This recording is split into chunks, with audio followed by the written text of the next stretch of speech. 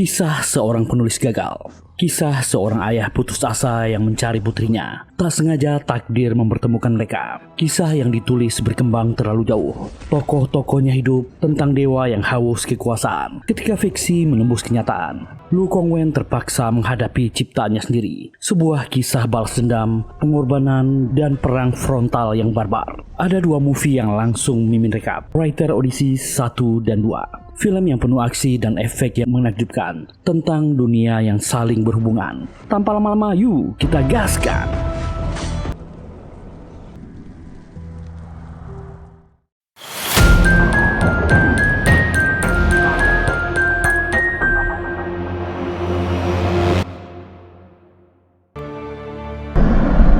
Di sebuah tempat aneh dan sepi, pria ini bernama Guanning berteriak memanggil putrinya yang bernama Juzi yang telah menghilang. Sebuah gambar aneh dari asap muncul di depannya. Dia terbangun, itu cuma mimpi. Bayangan masa lalu terus menghantuinya. Anaknya hilang diculik 6 tahun yang lalu. Pencariannya tak pernah berhenti. Sindikat perdagangan manusia itu tak meninggalkan jejak. Setiap malam Guanning hanya tidur sebentar dan kembali terjebak dalam mimpi aneh yang terasa nyata. Dia sedang berada di sebuah tebing dan melihat sebuah mobil box melintas. Dua orang pria sedang mengemudikannya dan tiba-tiba batu mengenai kaca mereka. Ternyata yang melempar adalah Guanning dan si sopir terpaksa menghentikan kendaraannya menabrak tebing. Guanning segera turun ke bawah. Orang ini sudah lama diincarnya, bernama Yu Changcai. Dia yakin orang inilah penculik Juzi di kota lamanya Liu Yuan. Guanning menghajarnya. Teman si pria bangun dan membokong Guanning. Dia pingsan dan sangat pusing. Saat sadar, kedua orang itu telah jauh. Dia memeriksa mobil box, anak-anak yang diculik di dalam kerangkeng. Dia membebaskan mereka, berharap ada Juzi anaknya di sana. Memeriksa satu demi satu, harapannya kembali pupus. Polisi pun datang, tapi Guanning yang depresi dicurigai sebagai tersangka. Dalam kondisi tak sadarkan diri di mobil, dia bermimpi tentang masa lalu bersama Juzi dan istrinya Xiao Yu. Itu adalah hari-hari yang sangat membahagiakannya. Guanning pun sadar, dia sudah berada di dalam mobil polisi. Petugas Wu pun melaporkan penangkapan itu dan menganggap Guanning sebagai kunci untuk membongkar sindikat perdagangan manusia. Dia melihat foto anaknya Juzi dijadikan barang bukti. Guanning panik dan berusaha merebutnya, berkelahi dengan petugas Wu. Rekan Wu melihat itu, berusaha menolong, tapi Guanning sudah berhasil kabur. Dia melihat mobil di ujung jalan. Pintu terbuka, seorang wanita menyuruhnya masuk. Mobil melaju kencang di tengah hujan malam. Dan ternyata wanita itu mengetahui seluruh masa lalu Guanning, termasuk pencarian Juzi dan perceraian dengan istrinya Xiao Yu.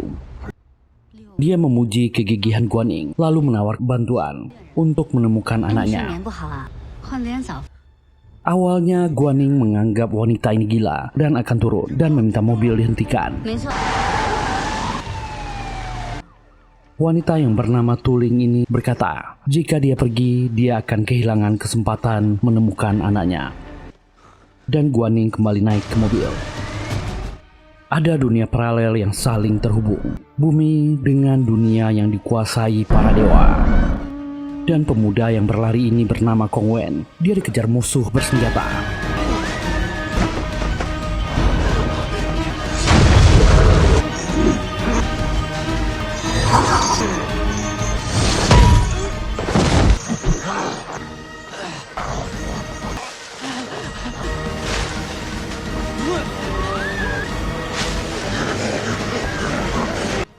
Akhirnya dia terpojok di tepi jurang.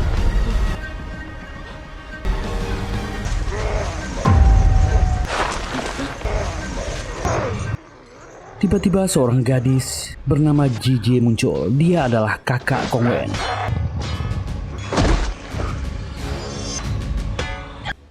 Berkata dia harus pergi ke barat dan tetap hidup. Mendorong Kongwen ke sungai.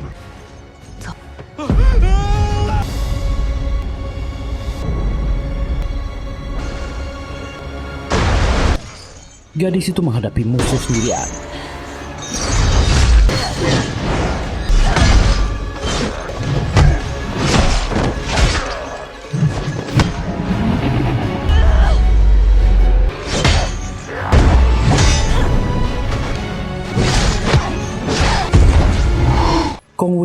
jatuh ke air, berusaha bangkit dan kembali memanjat tebing itu. Di atas, dia melihat kakaknya Jie sudah tewas. Kong Wen sangat sedih. Dan ternyata pria tua bercaping ini juga telah tertusuk pedang kakaknya di punggung. Mengaku menjalankan perintah Dewa Redman. Kong Wen tentu marah. Dia mencabut pedang kakaknya. Kong Wen pun mengubur kakaknya di tepi jurang, menjadikan pedangnya sebagai nisan. Saat akan pergi, tiba-tiba suara aneh yang memintanya tak menuruti pesan kakaknya. Tak ada gunanya dia pergi ke barat, tak ada siapapun di sana. Suara itu kembali terdengar mengancam akan menghabisinya. Mayat dirinya dan kakaknya akan digantung di kota untuk dipertontonkan. Kong Wen tentu marah. Dia mengambil kembali pedang Jie dan mencari di mana suara itu. Dan sesuatu terlepas dari tubuh Old Man. Seperti kepingan armor yang terbuat dari batu, merayap menempel ke tubuh Kong Wen.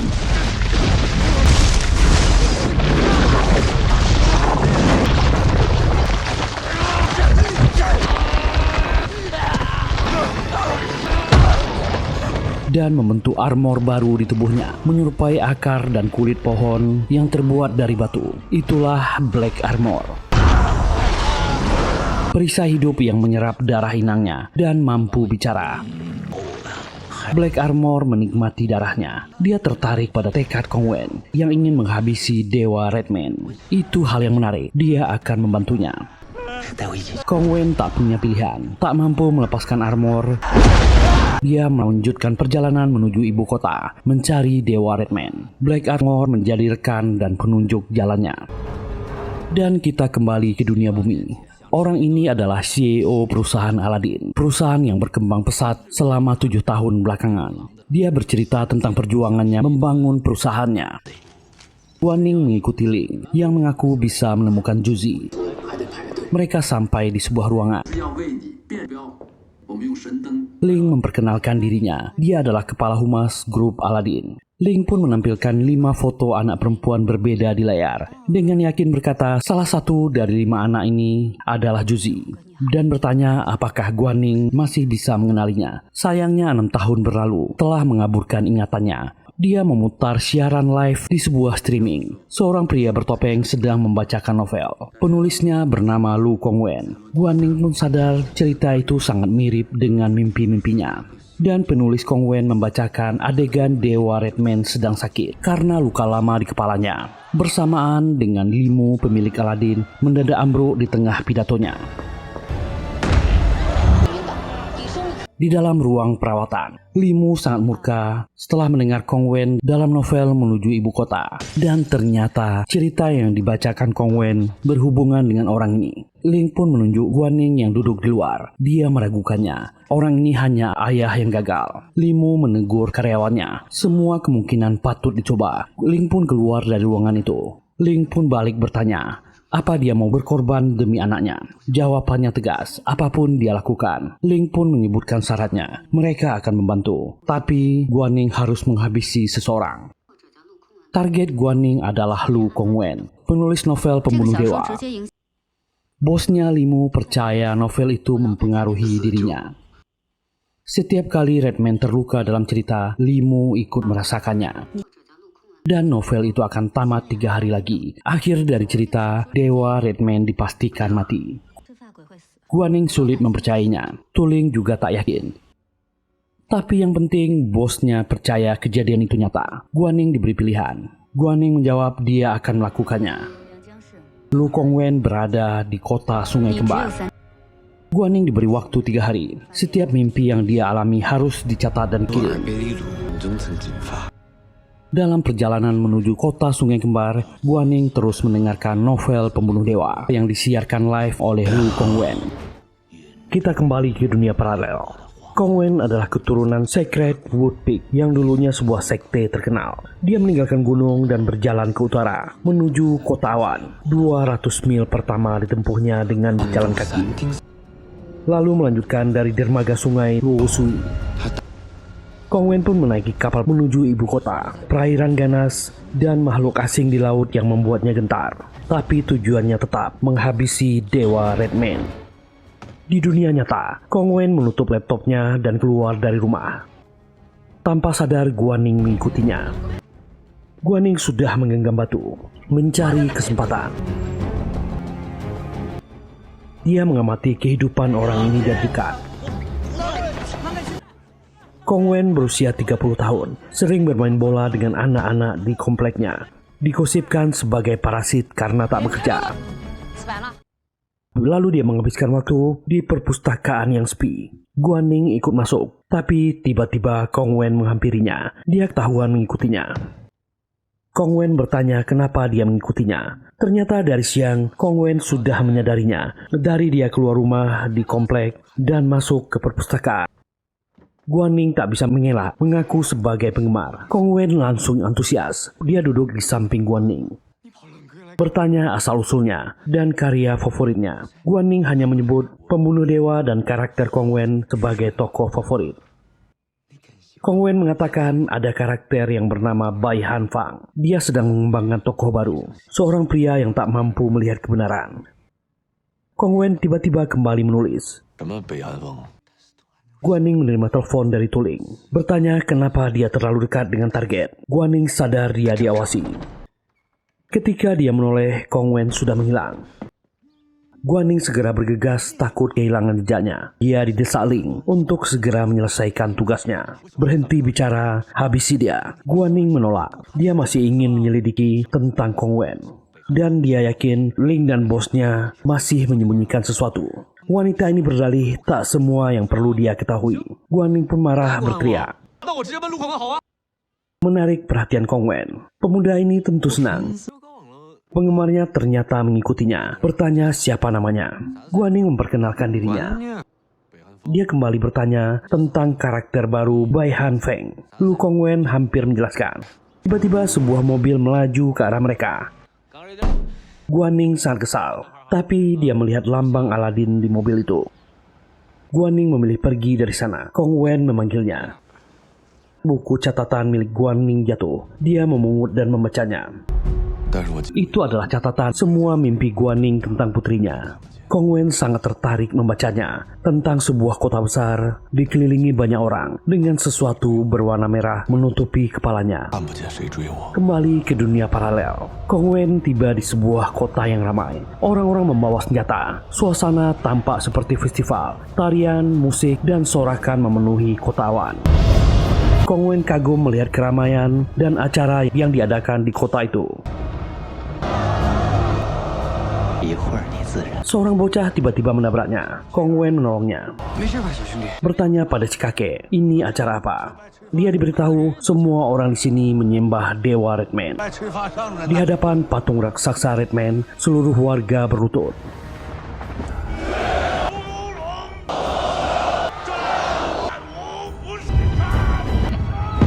Setelahnya mereka mengangkat senjata bersorak.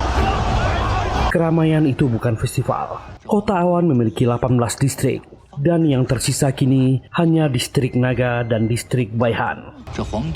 Atas perintah Redman, kedua distrik harus saling memusnahkan, dan sebentar lagi serangan akan dimulai ke distrik Baihan. Kong Wen bertanya apa alasannya. Black Armor menjawab, semua itu kehendak Redman, membuat orang menyukai perang. Genderang perang ditabuh. Perperangan akan dimulai. Pasukan distrik Naga menyerbu. Disambut anak panah dari distrik Baihan. Perperangan kacau balau, megah, barbar, dan brutal.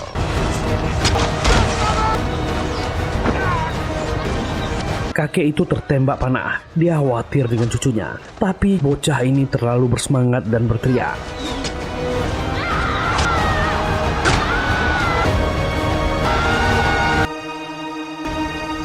Tiga kapal naga dari balon udara berputar di atas distrik Baihan.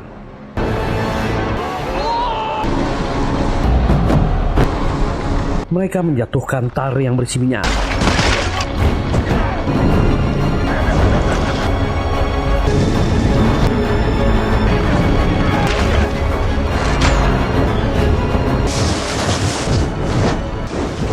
Panah api dilepaskan. Api menyebar dan membakar distrik Baihan.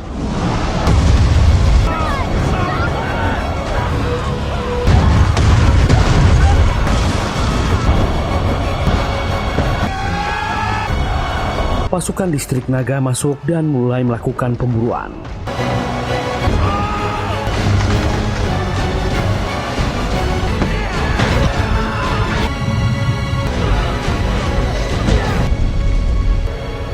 Pagi hari, api padam, matahari terbit.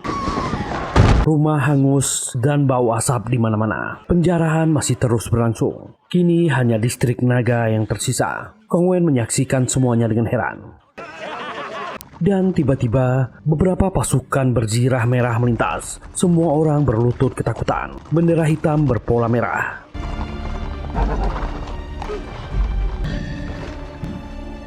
Kong Wen mengenali mereka sebagai pasukan khusus Redman. Simbol itu sama dengan yang ada di tangan pria tua yang dihabisinya di awal film. Kong Wen pun diam-diam mengikuti pasukan itu. Kembali ke dunia nyata, Guan Ning terbangun di penginapan dan melihat Tu Ling sudah menunggunya. Guan Ning kesal, menuduh mobil kemarin adalah suruhannya. Ling tak menyangkalnya. Dia marah Guan Ning ceroboh dan tak melakukan perintah. Apa dia tak berniat lagi bertemu putrinya? Guan Ning tentu marah. Tu Ling tak tahu artinya kehilangan anak. Membuat gadis ini tersinggung. Menghajarnya tanpa ampun.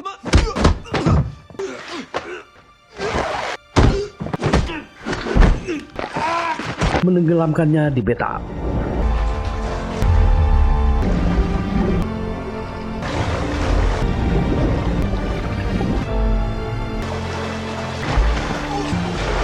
Dia baru berhenti setelah bosnya Limu berteriak. Ling memuji ketangguhan Guan Ning.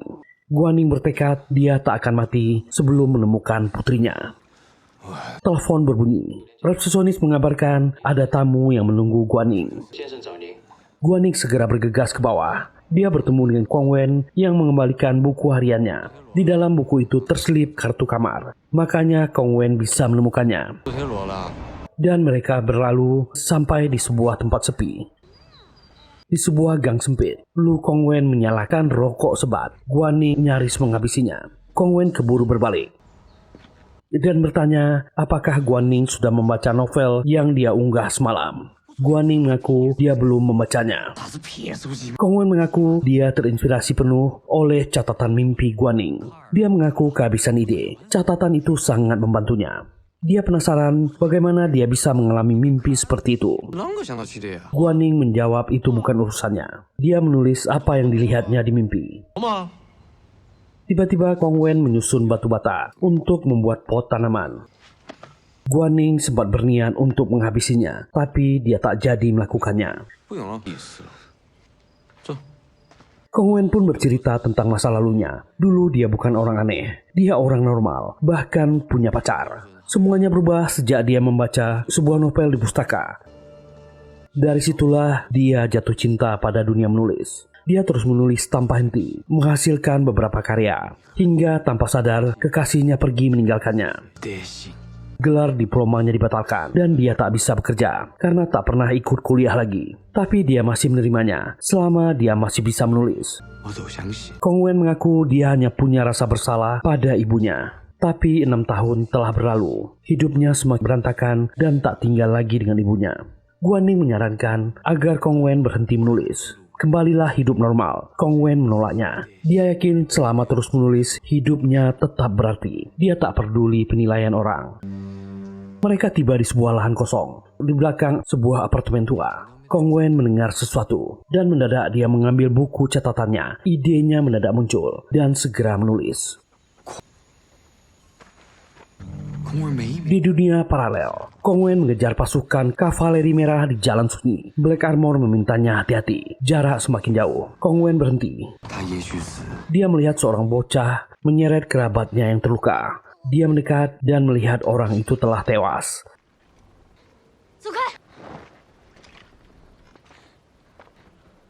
Dia membantu bocah itu menguburkannya. bertanya apa ini keluarganya. Gadis kecil ini menjawab samar. Kong Wen bertanya tentang kavaleri merah. Gadis kecil ini sadar Kong Wen bukan penduduk distrik Baihan.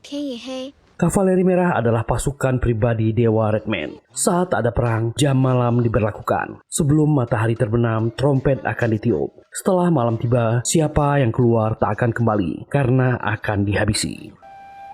Bocah itu memainkan suling kecil. Salah satu anggota kavaleri merah terpengaruh. Dan tanpa sadar, waktu berlalu, jam malam telah terlanggar.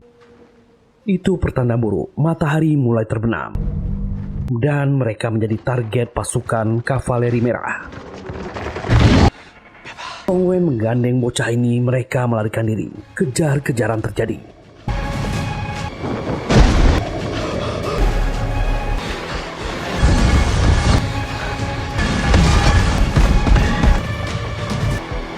Mereka melarikan diri lewat gang dan atap.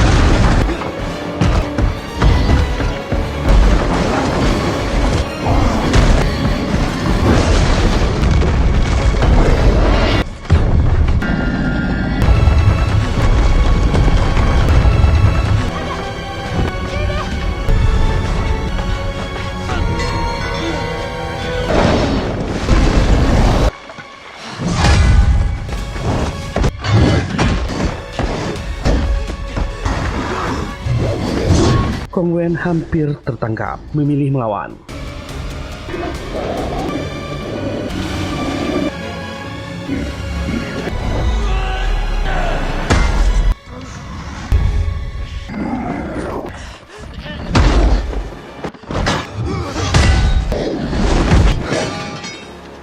Dan dia sadar ada manusia di balik zirah itu.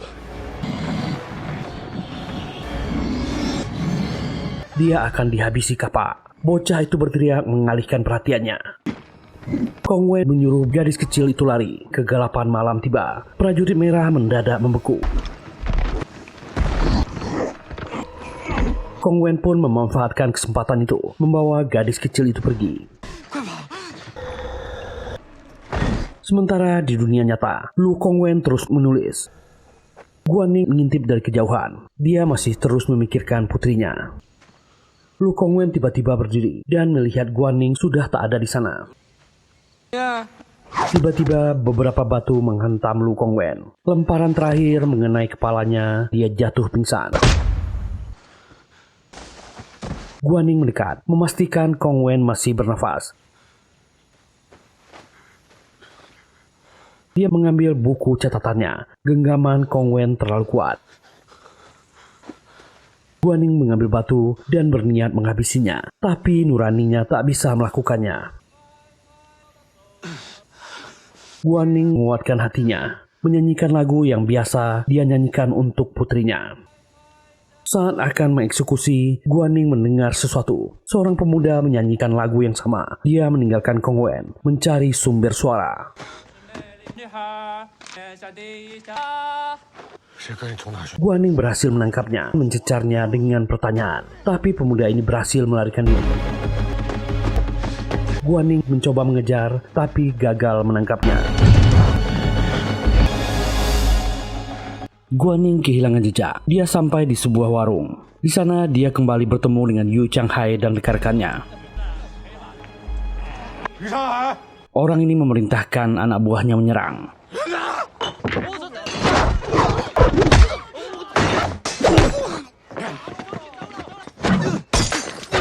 Tapi pada akhirnya Guan Ning mengalahkan mereka.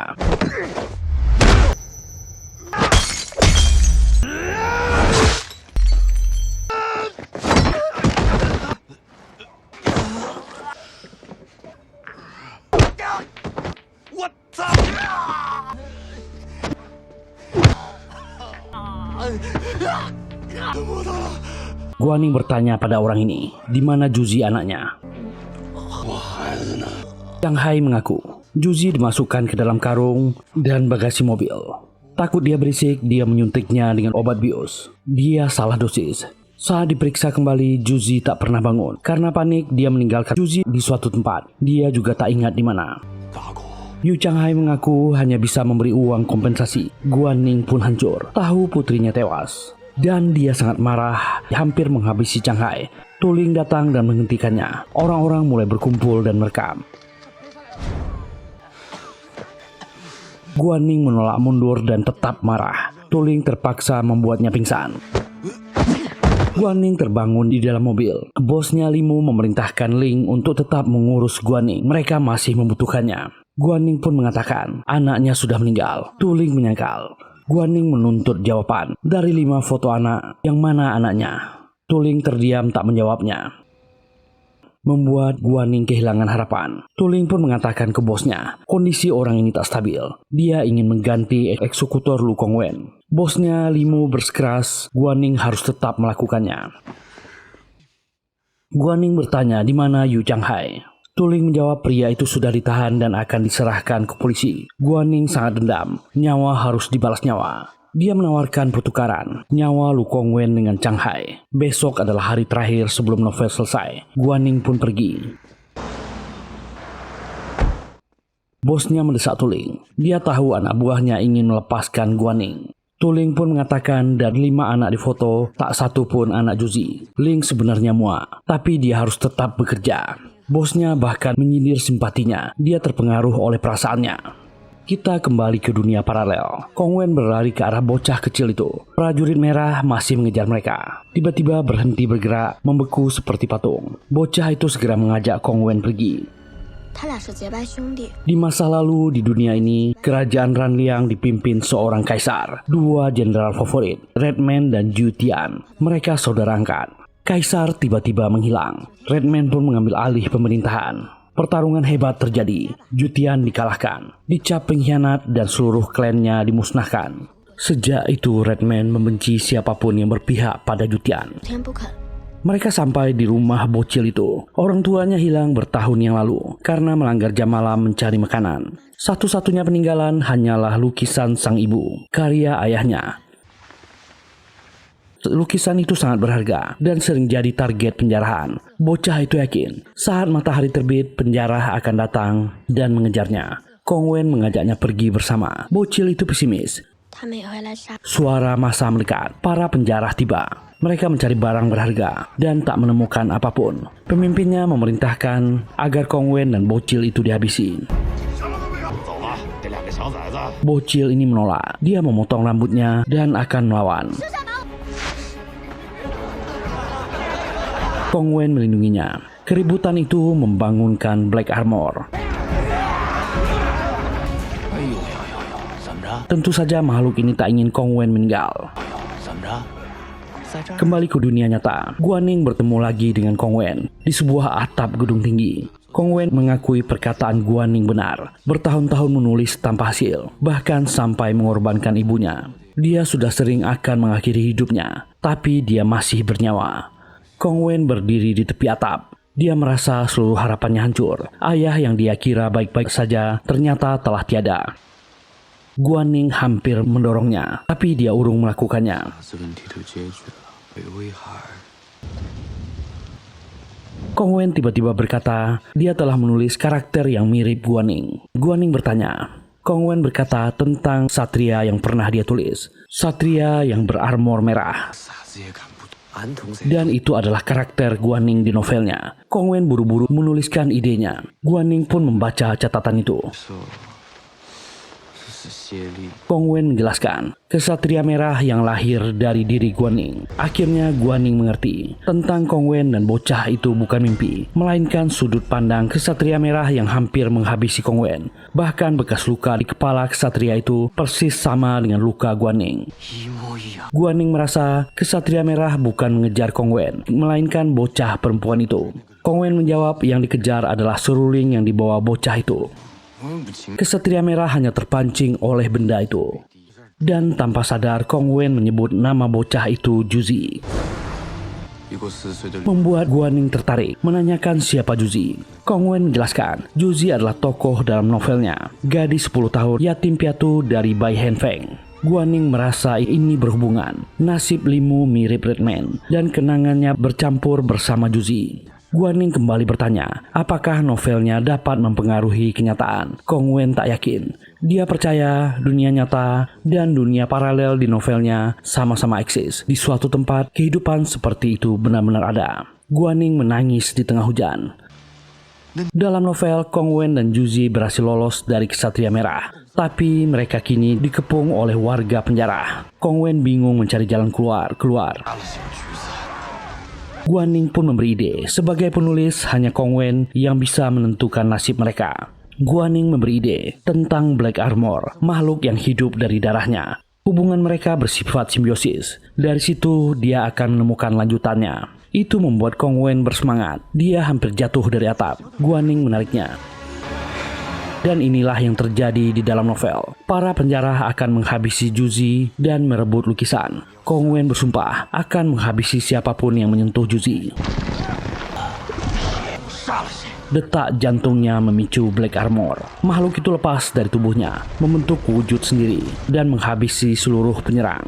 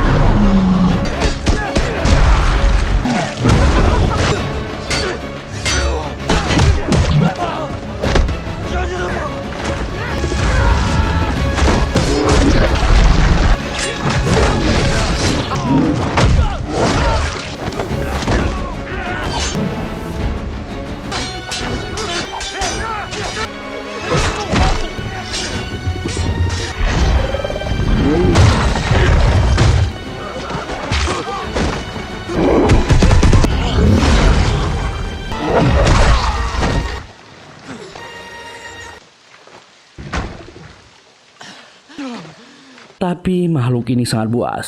Dia bahkan akan menghabisi Juzi. Kong Wen melarangnya. Dan perintah itu tak bisa ditolak. Kong Wen baru sadar Black Armor terikat dan tunduk padanya. Black Armor marah dan mencoba menyerang Kong Wen. Tapi tubuhnya berhenti sendiri. Bahkan meniru setiap gerakan Kong Wen.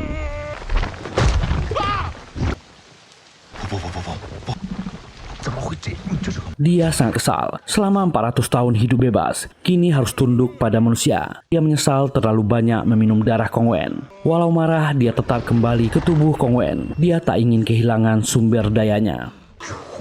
Sementara di bumi, Guaning berhasil menyelamatkan Kong Wen. Dia langsung menghubungi Tuling dan mengatakan dia berhenti dari tugasnya. Dia tak akan membiarkan Lu Kong Wen mati sebelum novelnya selesai dan akan menyerahkan diri ke polisi setelahnya. Perangkatnya dibuang. Guaning bersumpah Juzi tak boleh mati, bahkan jika dia hanya hidup di dunia paralel. Guaning menjaga Lu Kong Wen terus menulis. Orang ini terkesan dengan ide-ide Guaning dan ingin menjadikannya partner dalam menulis. Sementara Tuling sudah di sana, mengendap hendak masuk. Guaning menemukan foto lama. Lu Kong Wen menjelaskan itu foto ayahnya bersama sahabatnya Limu. Ternyata mereka sekolah kedokteran dan mendirikan perusahaan bersama sebelum kecelakaan yang mencurigakan merenggut nyawa ayah Lu Kong Wen. Mendengar itu, Tuling mengurungkan niatnya. Guaning menutup laptop dan menyuruh Lu Kong Wen istirahat. Mereka akan mencari tempat aman agar novel bisa diselesaikan. Tuling segera menelpon bosnya dan menyadari bosnya ternyata mengenal Kong Wen, putra rekan bisnisnya sendiri. Tuling kecewa dia dibohongi bosnya. Dia meminta penjelasan tentang kematian ayah Kong Wen. dan dia yakin ada rahasia lain. Limu hanya menjawab klise, Tuling tak perlu tahu. Gadis ini semakin curiga. Apakah Limu benar-benar takut novel Kong Wen akan menghabisinya, atau cuma niat lain menyingkirkan semua orang yang terlibat di masa lalunya? Dia tahu bosnya percaya karma, dan Ling pun menyimpulkan dirinya bisa jadi target berikutnya. Dia memutuskan akan berhenti bekerja untuk Limu dan menutup telepon. Saat itu juga Limu tiba-tiba mimisan. Sebelum Tuling sempat pergi, dia ditangkap anak buah Limu dari Aladin, orang yang juga mengawasi Guaning. Sementara keduanya terus berpindah lokasi, tapi mereka tetap diikuti. Kong Wen akhirnya disembunyikan di perpustakaan, tempat pertama kali mereka bertemu.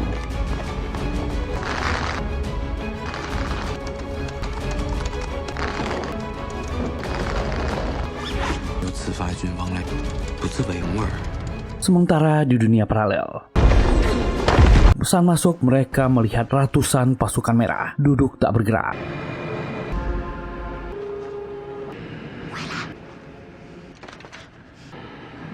Kong Wen menjatuhkan batu, dan ternyata itu hanya baju zirah kosong. Semua pasukan ternyata tak bisa aktif di siang hari. Redman memberlakukan jam malam untuk menyembunyikan kelemahan itu.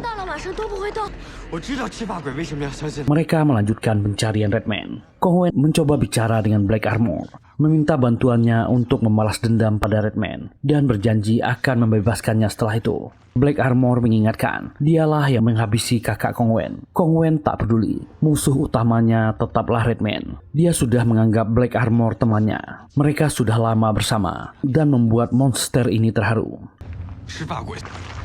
Kong Wen dan Juzi memasuki ruangan lain. Mereka mendengar suara genderang. Black Armor berbisik, tak ada yang pernah melihat wujud Redman. Mereka harus tetap bersembunyi. Tiba-tiba Kong Wen berteriak menantang Redman. Juzi ketakutan. Dan itulah suara yang mereka dengar, detak jantung raksasa. Sebuah patung hidup menghalangi jalan keluar, memperkenalkan diri sebagai Redman.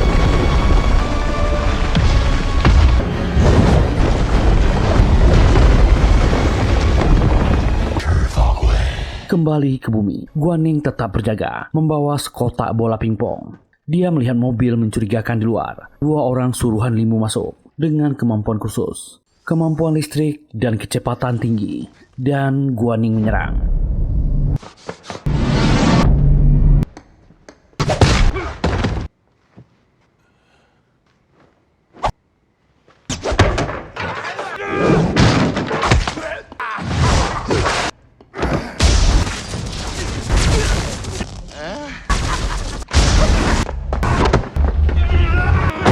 Perkelahian sempat mengganggu konsentrasi Kong Wen, tapi pemuda itu kembali fokus menulis. Guaning melawan sendirian.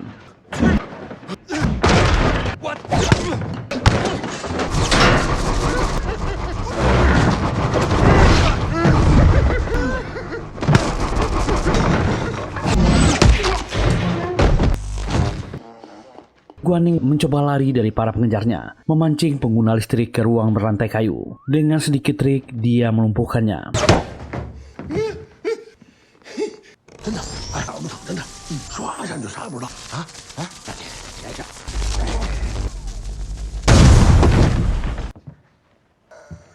Orang kedua dengan kecepatan tinggi mengejarnya. Suasana sangat kacau. Guaning mencoba mengajaknya bicara.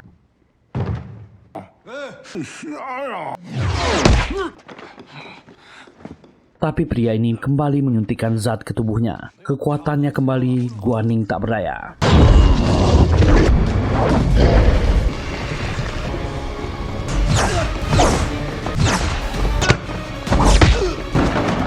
Tuling akhirnya sadar dan berhasil melepaskan dirinya.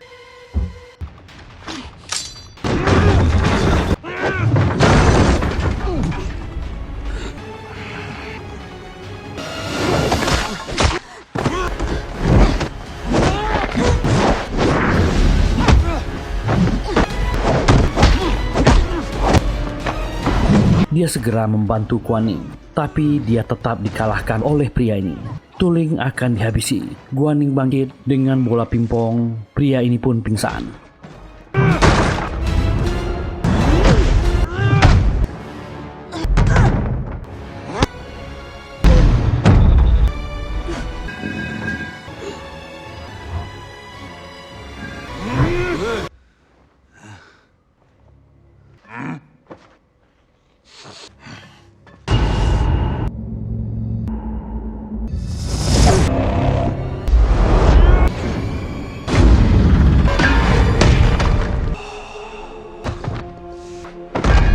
Di dunia paralel, Redman mengenali wajah dan aroma darah Kong Wen. Kong Wen kaget mendengar kebenarannya. Redman ternyata pernah datang saat kelahirannya. Kong Wen adalah putra Ju Tian, salah satu jenderal kaisar, saudara angkatnya. Dia marah karena dulu dia tak menghabisi Kong Wen dan saudara perempuannya. Kong Wen juga ikut emosi saat tahu Redman lah yang menghabisi ayahnya. Redman membawa mereka ke makam ayahnya. Juzi melihat senjata yang tertancap di dahi Redman. Tanda dia bukan makhluk tak terkalahkan. Tempat itu sangat luas, dikelilingi tebing dan satu pohon besar berdaun kuning di tengahnya. Di sanalah Ju Tian dikuburkan. Redman mengaku Ju Tian adalah sahabatnya. Mereka bertarung, minum dan berbincang bersama. Tapi orang itu adalah saingannya, makanya dia harus menghabisinya. Juzi diminta mundur. Black Armor sudah berjanji melindungi Kong Wen. Pertarungan dimulai.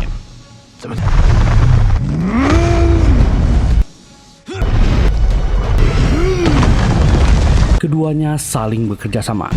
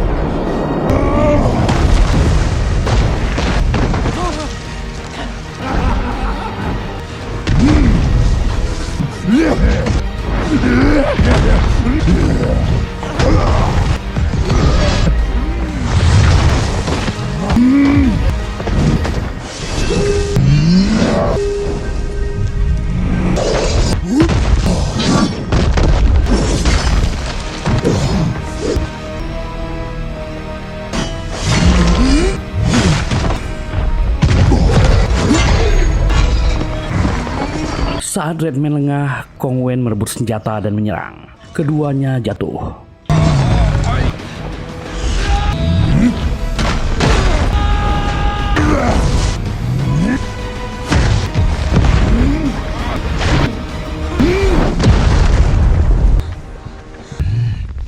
Redman mengejek keberanian manusia yang menantang dewa. Kong Wen memakinya, dia lebih pantas disebut iblis. Dan Kong Wen kembali tertangkap.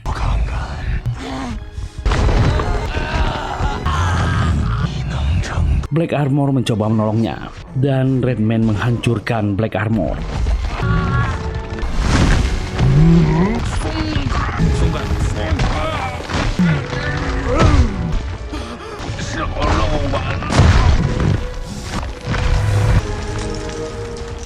Makhluk besar ini mendekat, melukai Kong Wen, berniat menghabisi dengan jarinya.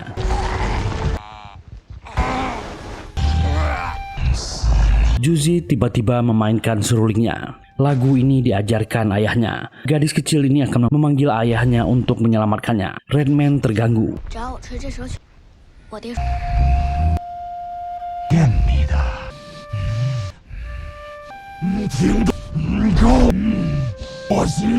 Dia membelenggu Juzi dengan akar tubuhnya. Juzi tetap bermain dan ditelan dalam perut Redman.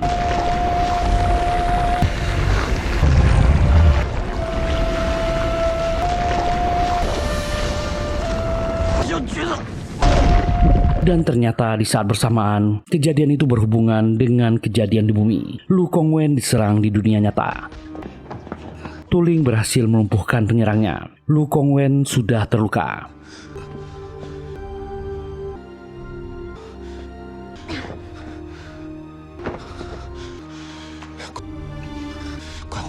Mereka membawanya ke rumah sakit. Kong Wen menyesal karena novelnya belum selesai. Dan akhirnya Limu datang.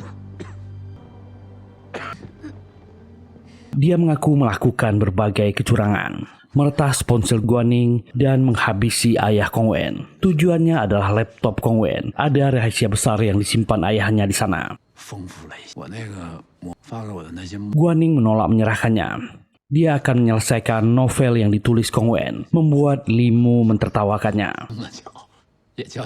Guaning akhirnya sadar yang harus dia lakukan adalah membantu menyelesaikan cerita Kong Wen. Juzi terus memanggilnya lewat mimpi. Limu mencoba merebut laptopnya dan Tuling menghentikannya. Dia ingin tahu apakah novel itu benar-benar bisa menghabisi Limu. Guaning mulai menulis dari sudut pandang Juzi, gadis kecil yang dicintai semua orang. Di dunia paralel, suara seruling kembali terdengar. Juzi terus memainkan lagu. Kong Wen pun berusaha bangkit, lukanya makin parah. Di dalam tubuh Redman, Juzi sudah terbelenggu.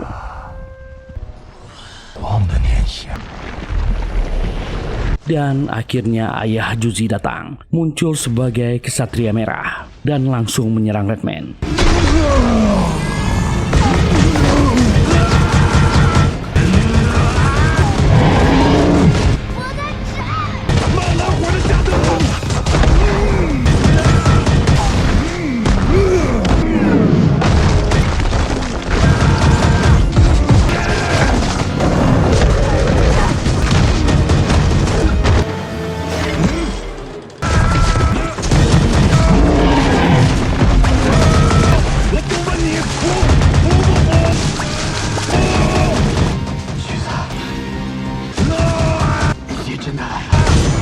Ayah Juzi mengisi ulang senjatanya. Redman menyerang balik.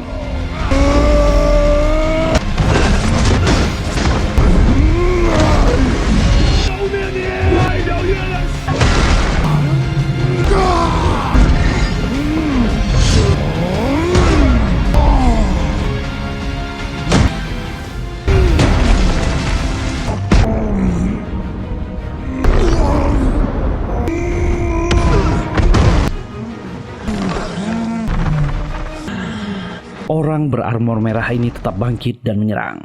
Dia memberi isyarat pada Kong Wen tentang pedang yang tertancap di keningnya.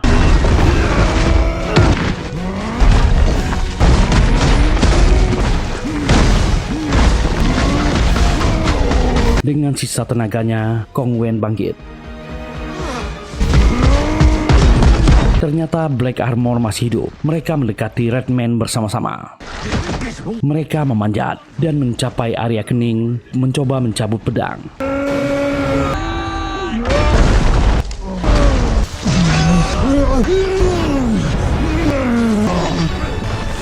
Akhirnya dengan kekuatan bersama, pedang tercabut dan membelah Redman.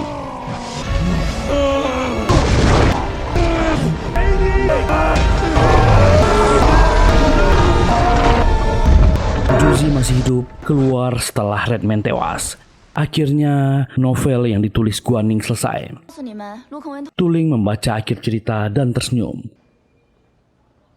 Dan tiba-tiba kondisi Limu memburuk. Guaning keluar dari rumah sakit. Tak sengaja dia melihat anak perempuan yang terlihat familiar. Dia menyanyikan lagu tentang Xiao Juzi dan dia menoleh.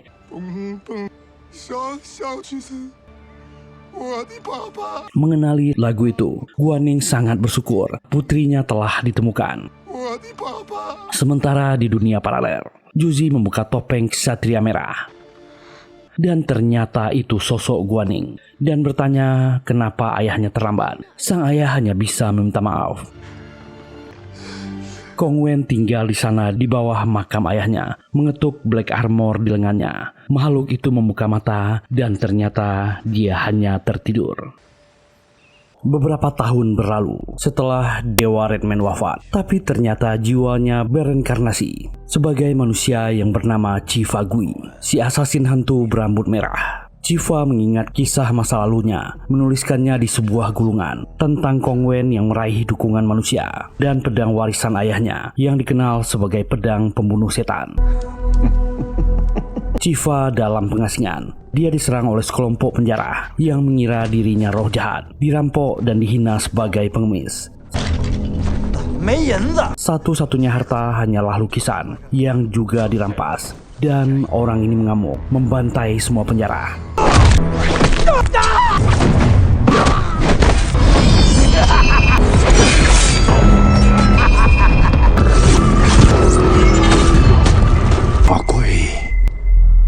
Sebagian ingatannya mulai kembali dengan lambang Redman di dahi kirinya. Merasa hidupnya penuh ketidakadilan, dia bersumpah merebut kembali semua yang dia punya dulu. Dan ternyata itu berkaitan dengan Lu Kongwen di dunia nyata. Dia heran mengapa terus memimpikan Chi Fagui, padahal karakter itu sudah dia akhiri di novel. 6 tahun telah berlalu. Novel Pembunuh Dewa yang ditulisnya justru dicuri dan diterbitkan ulang oleh penulis bernama Cicada. Novel itu meledak di pasaran, dipuja publik, sementara Kongwen tak mendapat pengakuan. Dan ternyata Guanning dan Juzi tinggal tak jauh darinya. Juzi sudah menjadi seorang gadis, menasihati Kongwen untuk merelakannya. Tapi Kongwen tetap terluka melihat karyanya sukses di tangan orang lain. Kongwen pun makin emosi saat Cicada mengumumkan Pembunuh Dewa bagian kedua. Dia membuka kembali naskah lamanya. Sosok Chi Fagui memenuhi pikirannya. Kongwen yang kesal tertidur.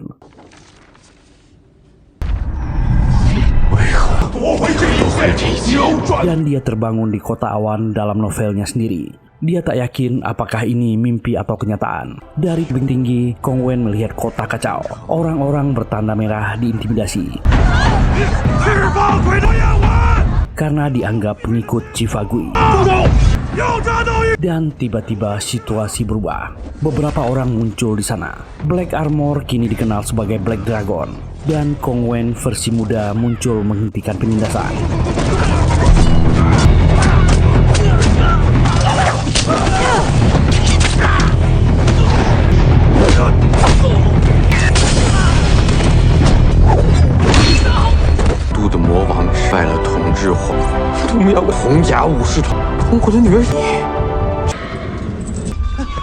Kongwen menghadapi orang bernama Xingze dan Li Hao yang memerintahkan pembantaian terhadap bekas pengikut Redman. Kongwen menolak, tak perlu pertumpahan darah, mengingatkan mereka semua kini hanya rakyat biasa. Dia menunjuk Tonghu atau Guanning, mantan kesatria merah Redman, dan bertanya apakah dia harus menghabisi Tonghu juga yang membantunya mengalahkan Redman. Kongwen memang sudah terkenal sekarang.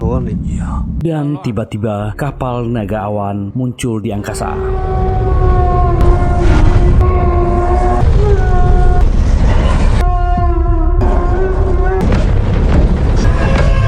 Seorang wanita turun dengan elegan.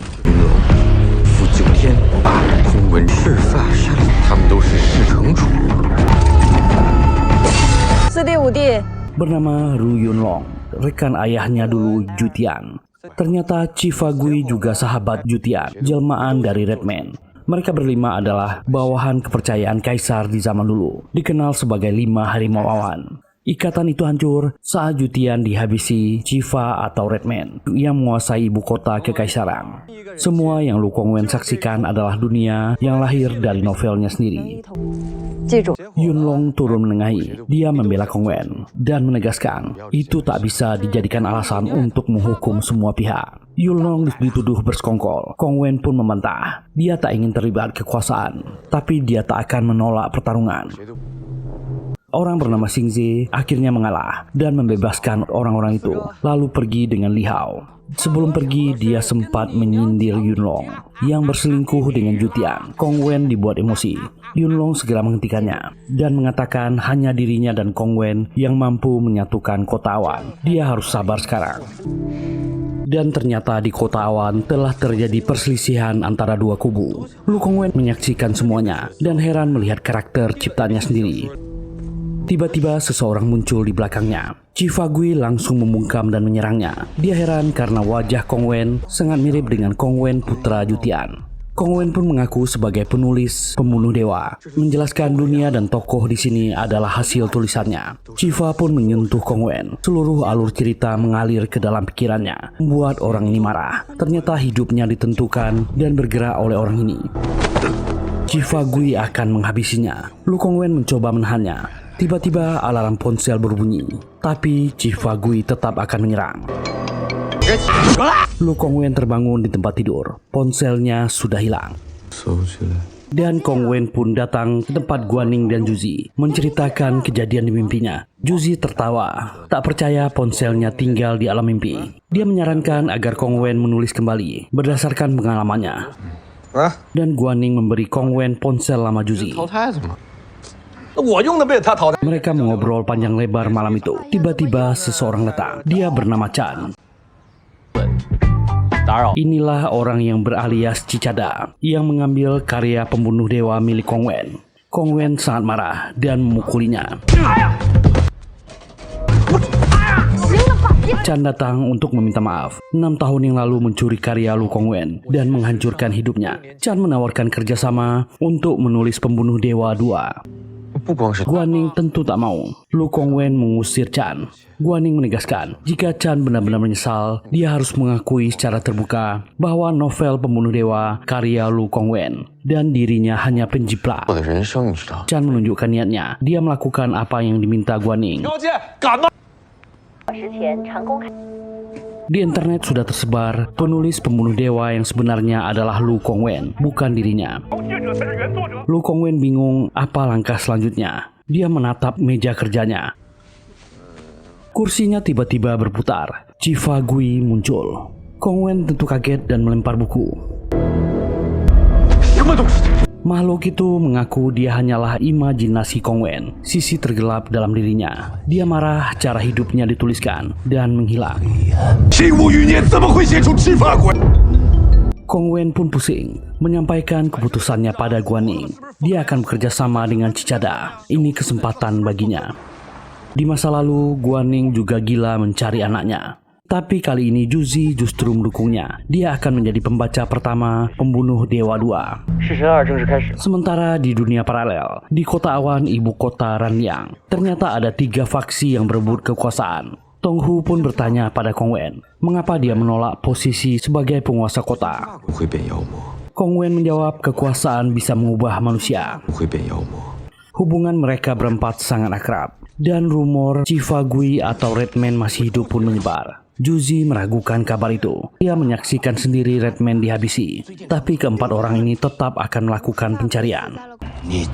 Mereka pun mulai mencari keberadaan Chifa Gui atau Redman di mana-mana. Dan hari itu saat Kong Wen dan Tong Hu berlatih, Chifa Gui muncul. 霹雳火行者在哪儿？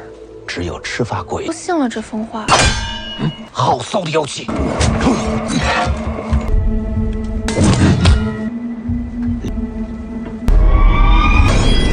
眼熟，怎么会？虽没有不必怀疑。 Dan pertarungan pecah. Keempat sosok yang dulu mengalahkannya kembali bertarung.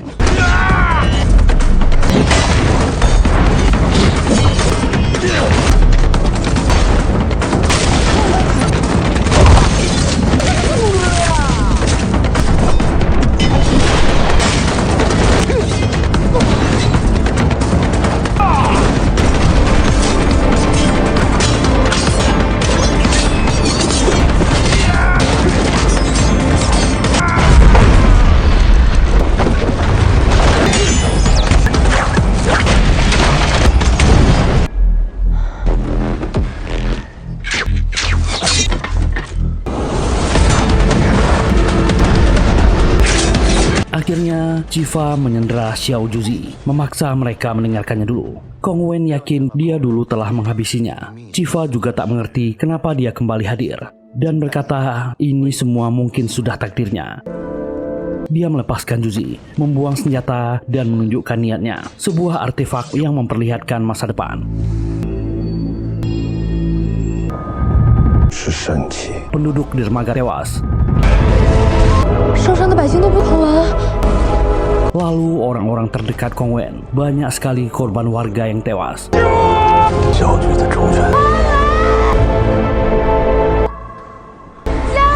Mereka pun kaget melihatnya. Chifa mengatakan masih ada cara untuk menyelamatkan ini.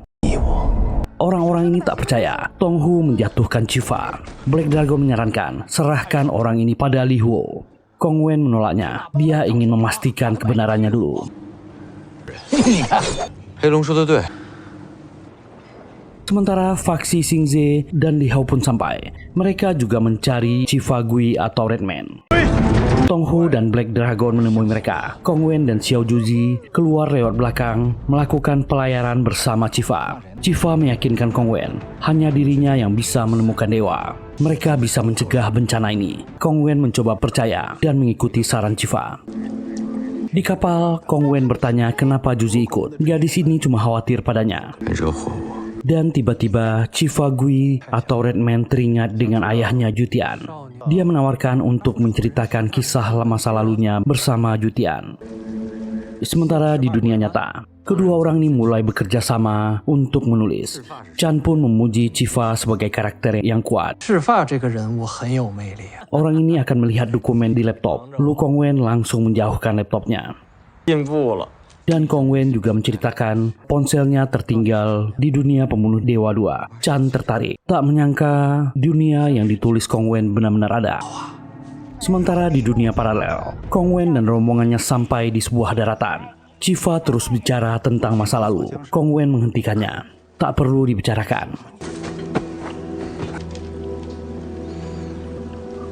Tiba-tiba teriakan terdengar.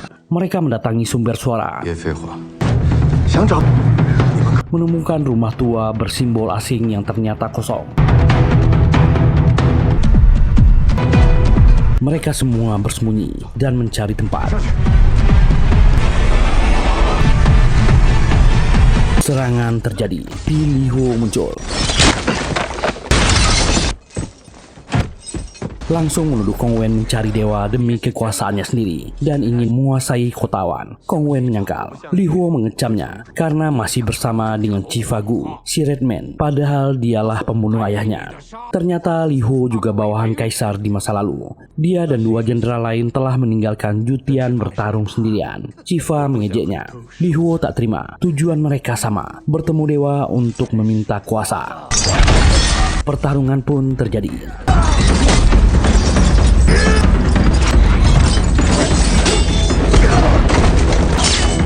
Juzi mencari kesempatan menembak dengan panahnya. Li Huo menggunakan skill zirah besinya, menahan senjata keduanya.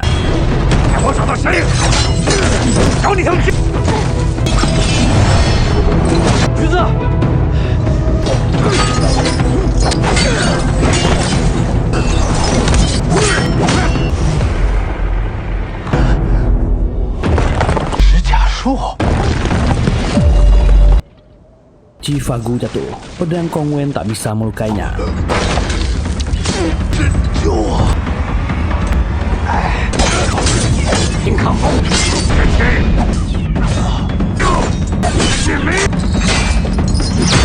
Dan bantuan datang.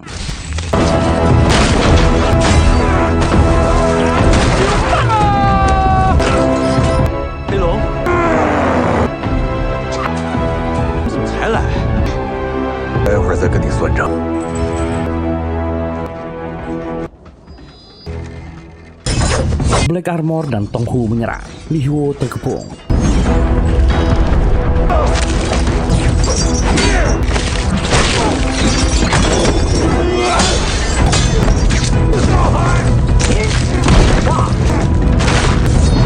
Dia kehilangan pedangnya.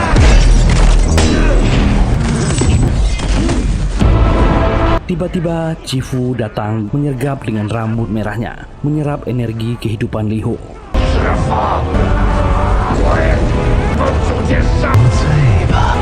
Membuat orang ini bertambah kuat. Dia memakannya. Itu adalah seni devouring atau menelan.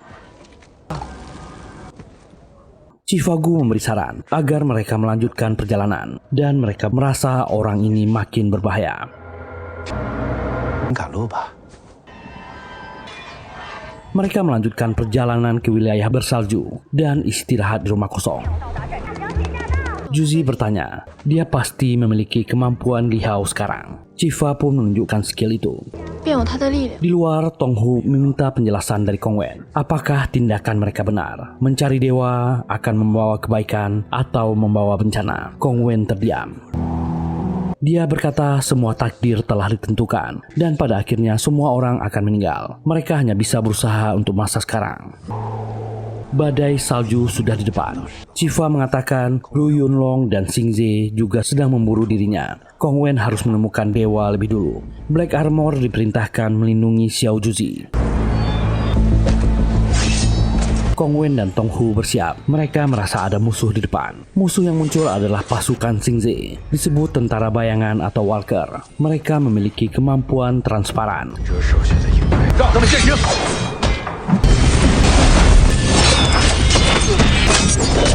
Pertarungan dimulai. Kong Wen hanya bisa mengandalkan instingnya. Dia berhadapan dengan Xing Ze.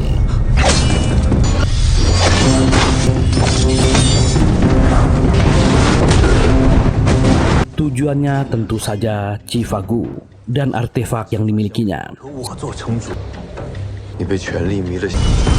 Pertarungan tak bisa dielakkan. Mereka berdua kesulitan. Tong Hu terluka, dia diseret. Chifa Gu ternyata cuma menonton.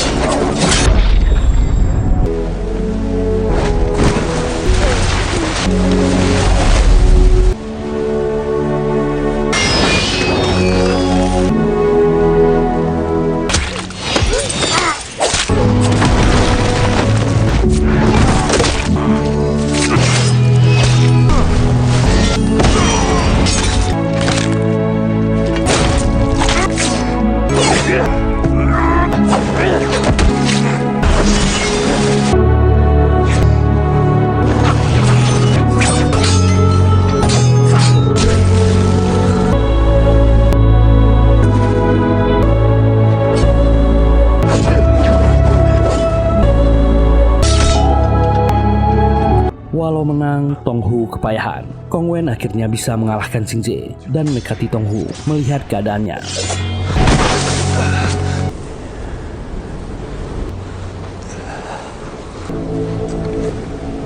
Xing Ze yang terluka tiba-tiba disergap Chifa Gu dan skill menelan devouringnya dimulai.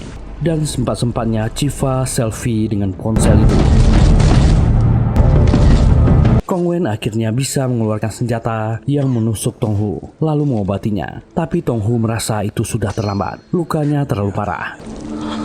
Tong Hu bertanya, apakah kematiannya sudah ditakdirkan dewa? Kong Wen tak mampu menjawabnya. Dia mengingatkan Kong Wen, mereka hidup untuk melindungi yang mereka sayangi. Tangis Kong Wen pecah.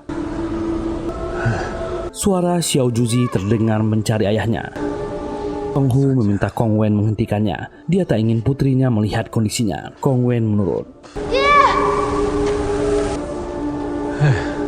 Ketika Juzi mendekat, Tong Hu sudah menghilang. Tak ada jasad, tak ada jejak.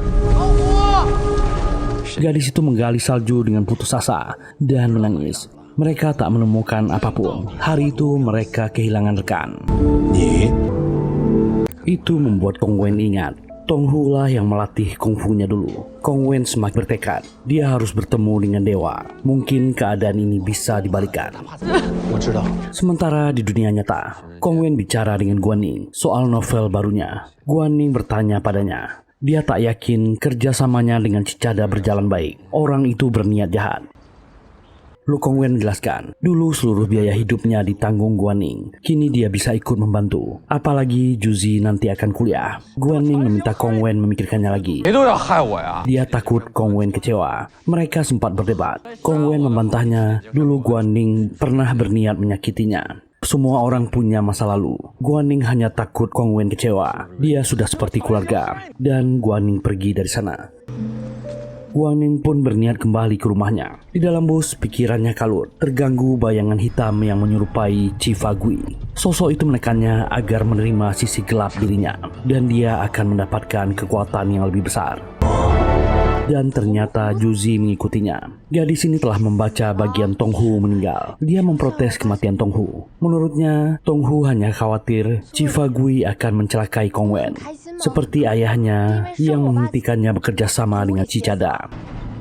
Novel ini hampir sama dengan kenyataan. Tonghu adalah keluarga, sama seperti ayahnya. Mereka telah lama bersama. Juzi tahu Kongwen bertengkar dengan ayahnya, dan dia paham betapa sedihnya ayahnya meminta Kongwen meminta maaf. Kongwen berniat melakukannya setelah novelnya selesai. Bayangan Chifagui kembali muncul.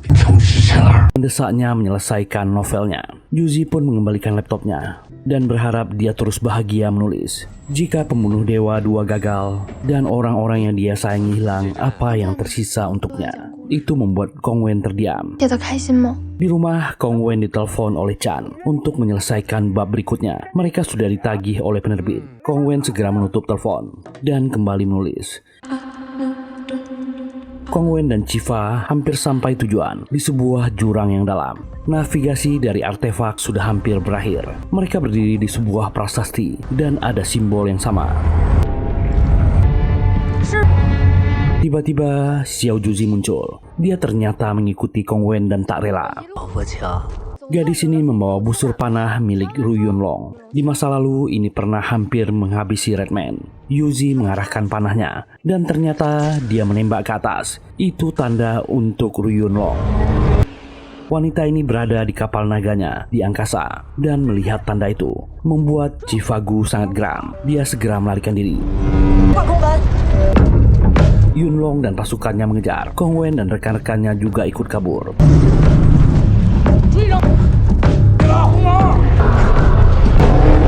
Dengan kemampuan barunya, Chifa mampu menjadi tak terlihat. Ru Yunlong tetap bisa mendeteksinya, memerintahkan pasukannya menembakkan panah. 船头，船头，放上去，让他现形。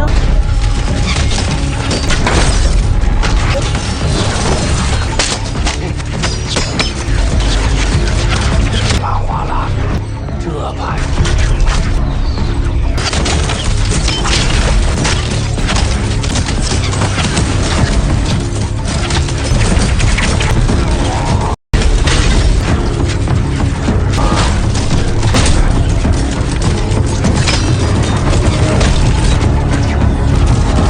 Chifagui membalas dengan bahan bakar dari kapal naga yang terbengkalai. Dan dia menembak jatuh kapal naga Yunlong. Kapal itu hancur, kapal naga awan hancur beserta armadanya. Seluruh pasukan jatuh terbakar.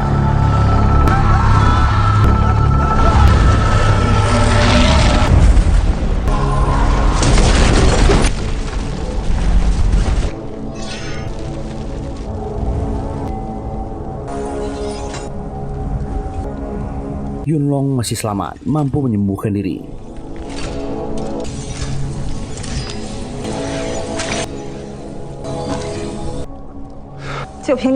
Kongwen bertanya, apakah Yunlong juga ingin mencari dewa untuk mendapatkan kuasa? Wanita itu menjawab, ini adalah balas dendam. Di masa lalu, Chifagui atau Redman banyak menghabisi pasukannya dan ayahnya Jutian. Dan inilah saat dia menebusnya. Juzi dan Black Armor akan membantu Yunlong, tapi dihalangi Kongwen. Kongwen meminta mereka paham, mereka harus menemukan dewa dulu dan masih butuh Chifagui. Sementara pertarungan pun terjadi.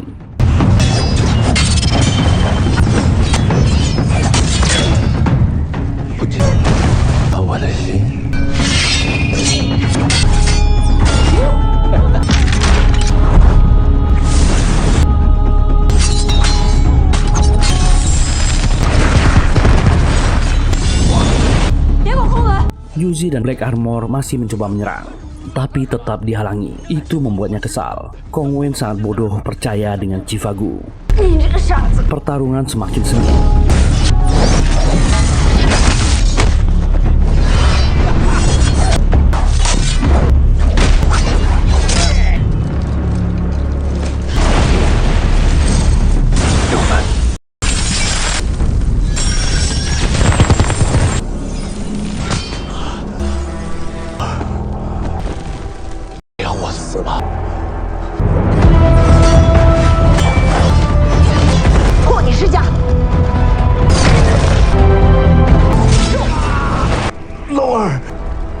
wanita ini terlempar. Chifa berhasil mendapatkan lengannya.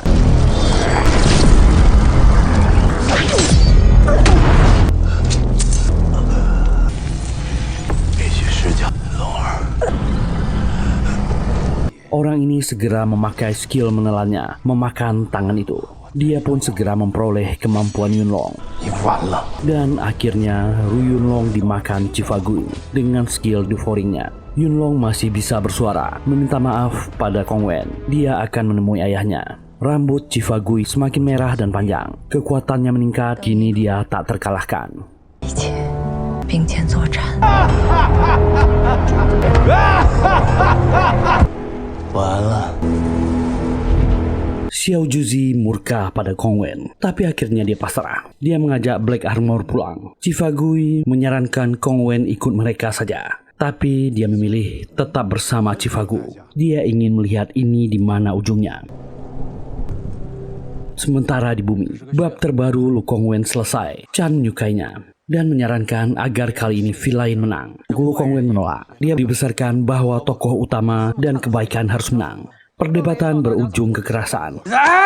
这才信好人，坏人是怎么把？你就不想看看？ Rencana orang ini setelah Kong Wen selesai menulis, dia merebut naskahnya, menghancurkan laptop. 这谁不会呀？后边就不劳你费心。 Chan pergi dari sana. 这几天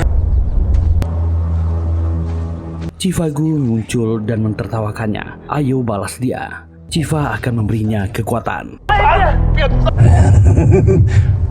Masalah tak berhenti di situ. Video Guaning menyerang Chan diposting orang ini, mengaku dia hanya orang yang sakit parah. Kong Wen dan temannya menganiayanya. Citra Lu Kong Wen jatuh. Hidupnya kembali hancur, dihujat oleh netizen. Dia sangat marah, di mana kesalahannya diberlakukan tak adil. Bayangan Chifa Gu kembali mendorongnya untuk membalas dunia yang tak adil padanya. Kong Wen yang kesal kembali menulis. Sementara di dunia paralel, mereka mulai memasuki gua dan semakin dekat dengan lokasi dewa. Ruang depan mereka adalah alam Taifu, mengarah ke pintu para dewa dan mengajak Kong Wen pergi. Kong Wen menolak dan menghentikan Chifa Gu. Cukup dia sendiri yang masuk dan menemui dewa. Dia takut Chifa Gu makin tak terkalahkan. Kong Wen menghunus pedang dan menyerangnya.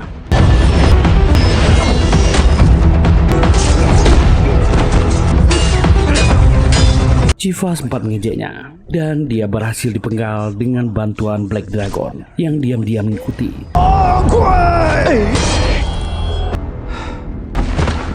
Black Dragon menyerahkan artefak ponsel itu. Kong Wen melangkah masuk. Dia meminta Black Dragon kembali menjaga Juzi, dan makhluk ini memilih menunggu. 必须走下去。那我相信你。 Usai Kong Wen pergi, Chifa Gu tiba-tiba bangkit. Ternyata dia masih hidup. Dia menghancurkan Black Dragon hingga menjadi bentuk mini dan segera bersembunyi. Kong Wen ragu bisa menghentikan dewa, tapi dia tetap melangkah. Dan Chifa Gu juga ikut masuk. Di hadapan portal, Kong Wen diperingatkan. Di hadapan portal, dia pun melihat bayangan besar. Dia diperingatkan tak akan bisa mencapai sisi dewa. Dewa mentertawakannya dan bayangan hilang, bahkan tak mengabulkan permintaannya. Teman-temannya akan tetap meninggal. Kong Wen menghantam portal berulang kali, tapi tetap gagal.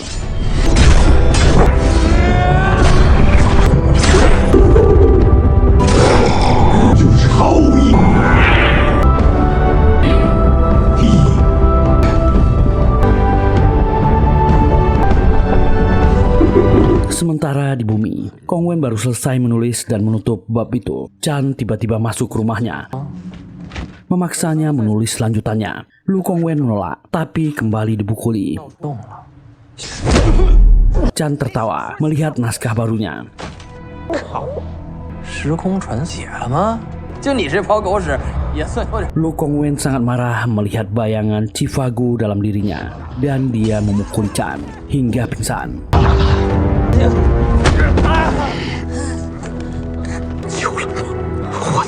没了你怎么办？ Energi di bumi dan di dunia paralel saling berhubungan, dan akhirnya Kong Wen berhasil menembus portal.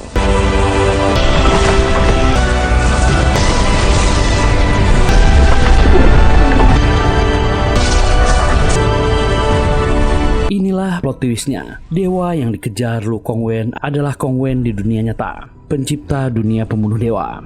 Kongwen pun kaget melihat dirinya dalam bentuk lain. Chan sudah mulai sadar dan kembali pingsan.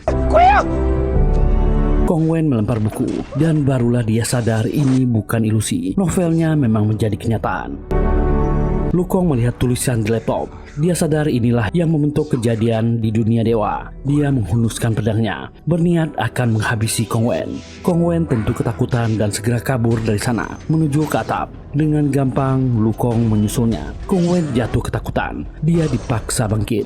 Lu Kong pun menuntut jawaban. Mengapa Tong Hu dan semua orang yang dicintai dituliskan mati? Lu Kongwen menjawab itu demi cerita dan kualitas novel. Lu Kong memerintahkan menulis ulang dan menghidupkan semuanya.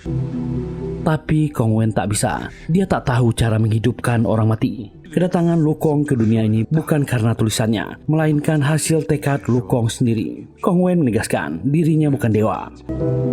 Lu Kong terpukul. Semua perjuangannya terasa sia-sia. Dia bertanya makna semua yang telah dia lakukan. Kongwen terluka oleh pedang Lu Kong. Dia tak menghindar dan mengatakan kedatangan Lu Kong ke dunianya adalah makna itu sendiri. Kongwen membuatnya sadar bahwa semua karakter adalah makhluk hidup. Lu Kong hanya ingin melihat mereka kembali. Dan tiba-tiba Juzi dan Guaning datang. Dia mengomel karena teleponnya tak dijawab. Dia membawa kabar ayahnya mengalami kecelakaan. Guaning terlihat memakai perban dan gips. Kongwen memperkenalkan mereka pada Lu Kong. Di matanya Guaning adalah Tong Hu dan Juzi adalah Xiao Juzi. Kongwen mengatakan mereka berdua adalah keluarganya, sama seperti Lu Kong dan rekan-rekannya. Lu Kong adalah pahlawan bagi Lu Kongwen. Dialah yang menghentikan keputusasaannya ketika menulis karakternya. Lu Kongwen semakin ingin melindungi dunia pembunuh dewa. Lu Kong merasakan ketulusannya. Dan ternyata Chifagu juga melewati portal dan kini berada di bumi.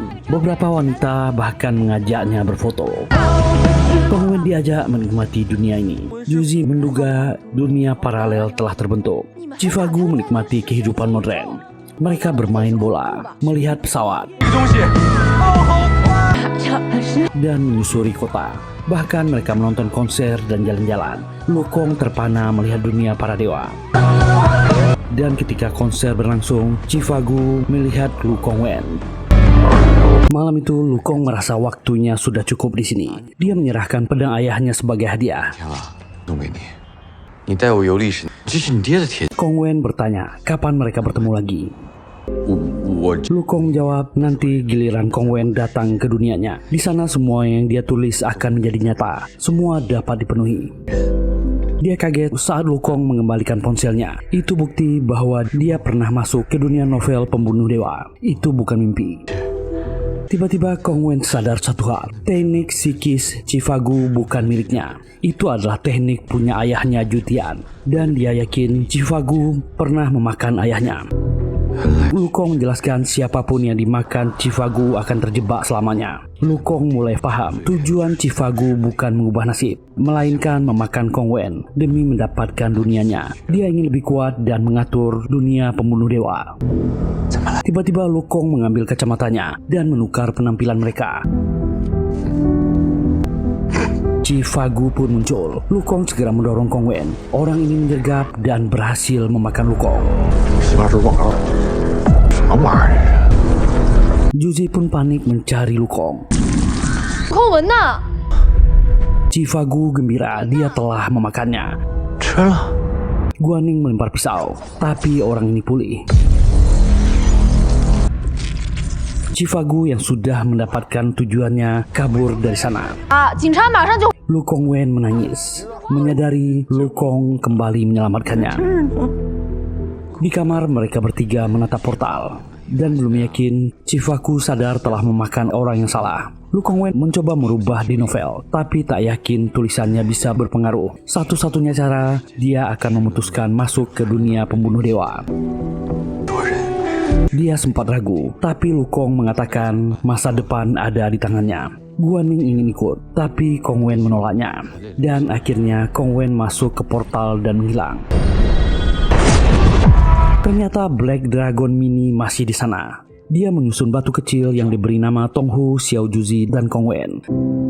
Saat berbalik, dia melihat sosok mirip Kong Wen dan langsung menamparnya. Black Dragon langsung sadar itu bukan Lu Kong yang asli. Kong Wen pun mengaku dialah penulisnya. 哪来的3个月啊？ Walaupun tak mengerti, Black Dragon menjelaskan, sejak Chifagu kembali, kota awan dan 3 markas jenderal telah dikuasai.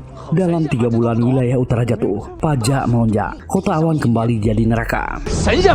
Lu Kong Wen sangat kaget karena Lu Kong baru sehari di dunianya. Black Dragon menjelaskan, 1 hari di sana setara 3 bulan di dunia ini. Chifagu memaksa warga dan rakyat membangun proyek besar, menawan Xiao Juzi bersamanya. Lu Kong Wen menyimpulkan satu hal, Chifagu harus dihabisi. Di kota awan, Chifagu mendeklarasikan diri sebagai dewa sejati. Dia sempat heran dia telah memakan dewa, tapi tak memperoleh kuasanya. Xiao Juzi menyebut dia telah salah makan. 真的，你要 Orang ini marah dan menantangnya. Akhirnya Xiao Juzi pun dilahap. Di dimensi asing, disinilah orang-orang yang dimakan Chifagu berkumpul. 橘子， Xiao Juzi bertemu Lu Kong. Lu Kong sangat kaget. Xiao Juzi heran melihat pakaian modern yang dikenakan. Lu Kong menjelaskan, siapapun yang dimakan akan terjebak di ruang ini. Mereka kehilangan harapan, tapi Lu Kong yakin Kong Wen pasti punya cara menyelamatkan mereka. Sementara itu, Lu Kong Wen masih bersama Black Dragon. Tulisannya tak lagi berpengaruh. Dia sangat frustasi. Di dimensi di dalam badan Chifagu, Kong Wen dan Xiao Juzi menemukan sebuah rumah bercahaya. Mereka masuk melihat pohon raksasa yang sedang dirawat seorang pria. Wajahnya terasa familiar. Kong Wen mengenalinya. Pria itu adalah Jutian ayahnya. Jutian tak mengenali Lu Kong yang telah dewasa. Lu Kong bertanya apa yang sedang Jutian lakukan. Dia menjelaskan dia menangkap serangga demi menyelamatkan pohon besar ini. Meski jumlahnya tak terhitung, dia terus melakukannya. 也是要做。 Xiao Juzi melihat pohon itu bergerak. Ternyata pohon itu adalah perwujudan hati Chifagu. Serangga memenuhi batangnya, menandakan korosi yang semakin parah. Jutian tetap ingin menyelamatkannya. Kong Wen bertanya, apa Jutian tak merindukan keluarganya? Jutian penasaran, bertanya identitas Lu Kong. Lu Kong mengulurkan tangannya. Saat disentuh, Jutian melihat seluruh perjalanan Lu Kong dan sadar pemuda ini adalah putranya. 天的儿子，你了，回来。 Lu Kong bertanya, apakah ayahnya menyesal telah meninggalkan keluarga demi menolong Chifagu? 你后悔不顾家人， Jutian memeluknya erat dan mengaku dia menyesalinya setiap hari ini. Mengaku menyesal setiap hari. Lu Kong menangis sedalam pelukannya.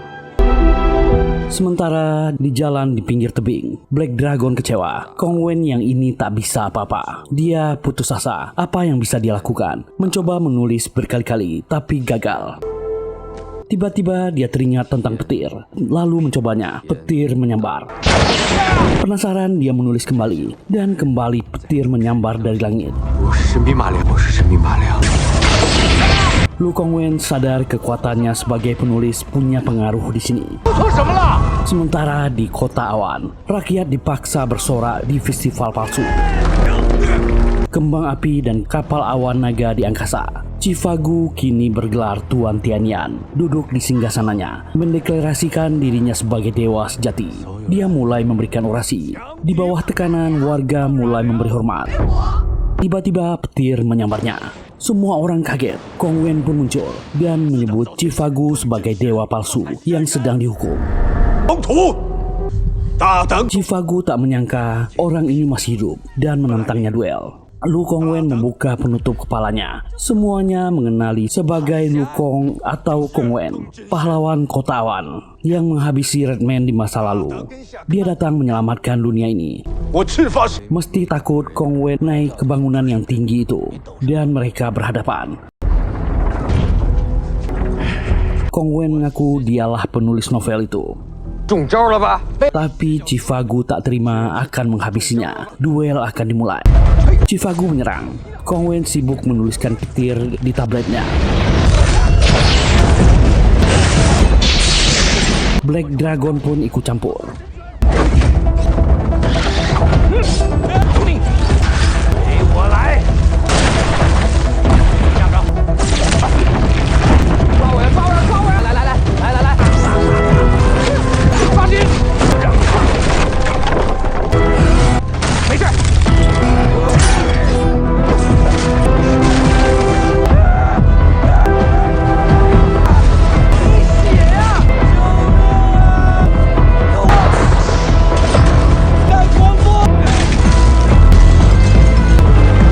Mereka terpojok. Akhirnya petir besar menyambar Chifagu, tapi dia masih bertahan. 行者的隐身术，快去！击掌！少红毛！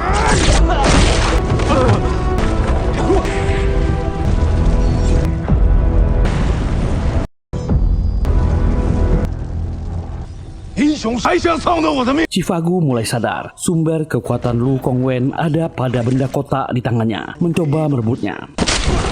Sementara di dimensi di dalam tubuhnya, serangga di sekitar pohon semakin banyak. Jutian merasakan tempat itu semakin korosi dan rusak, dan Lu Kong juga sadar bantuan telah datang. Lu Kongwen benar-benar berjuang di luar sana. Chifagu kesal diganggu Black Dragon dan akan menyingkirkannya.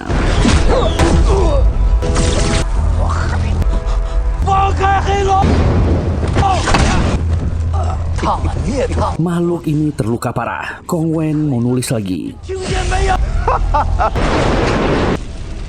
Awan gelap berkumpul, angin kencang dan petir membentuk pusaran badai. Chifagu terseret putaran itu.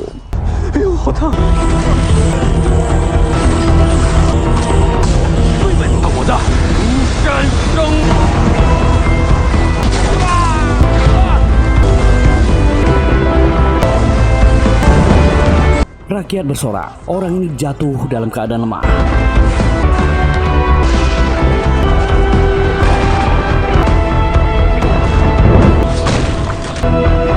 Black Dragon meminta Kongwen menghabisinya, tapi tabletnya kehabisan daya.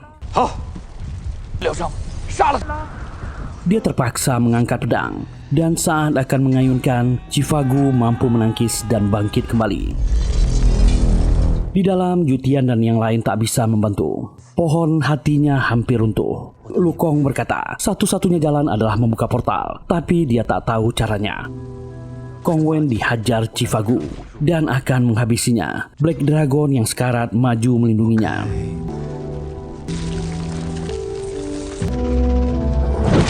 Kongwen terdesak menangis meminta maaf. Chifagu meminta rakyat bersorak untuknya. Kisah ini miliknya. Dialah dewanya. Kongwen teringat pesan ayahnya. Pahlawan boleh jatuh, tapi tak boleh menyerah. Kongwen berusaha bangkit. Dia yakin masa depan masih ada di ujung sana. Teriakan Kongwen terdengar oleh Lu Kong. Mereka saling mendengar. Chifagu bingung mencari sumber suara. Lu Kong berkata, kini giliran Kongwen membuka portal. Hanya dia yang bisa menyelamatkan semua orang. Jutian meniup trompet. Xingze, Pi Lihao, dan Ru Yunlong muncul. Lu Kongwen bingung, dan duo ini mencoba bersama. Cahaya biru muncul dari tubuh mereka. Chifa merasakan perutnya sakit. Portal dibuka paksa dari tubuh Chifagui.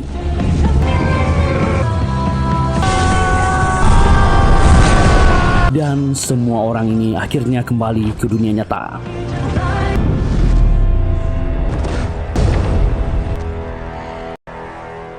Kongwen. Jutian meminta maaf pada Chifa. Dia harus dihentikan di sini. Kongwen kaget melihat Jutian yang sangat mirip ayahnya. Tanpa sadar memanggilnya Papa. Rakyat bersorak. Dan pertempuran itu dimulai kembali.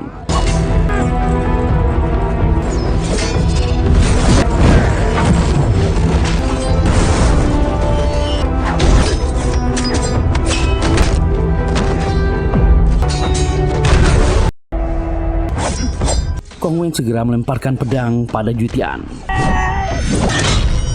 Mereka mencoba menyadarkannya. Dia dikalahkan oleh keberanian manusia.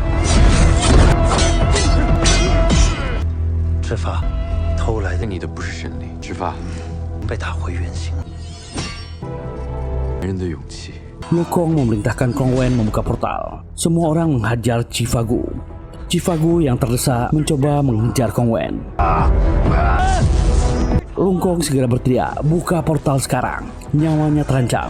Tanpa sengaja, Kongwen membuka portal. Semua orang tersedot, termasuk Black Dragon. Mereka mendarat di bumi, tepat di atas gedung tinggi berlantai kaca tembus pandang.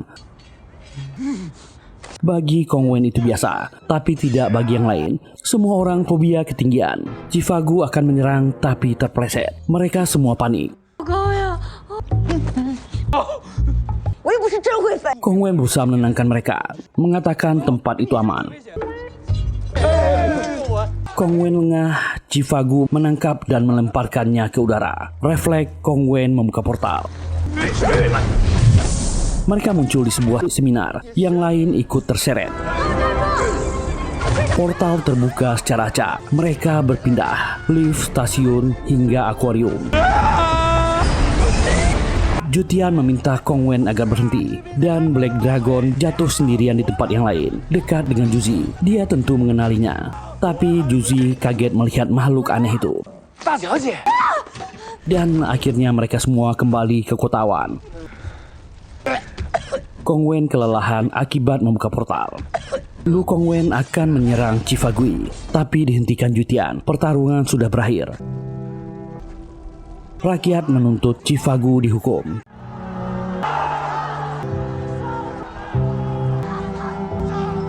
Jutian masih memberinya kesempatan, yakin jiwanya masih bisa diselamatkan. Chifagu menolak. 会做出改变，彻底腐坏。 Dia mengingat kesendiriannya dan menancapkan pedang.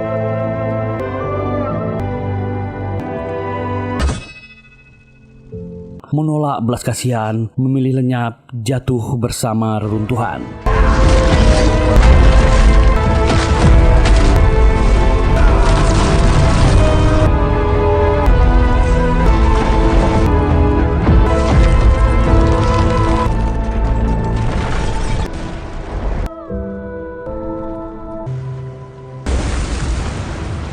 Rakyat bersuka cita.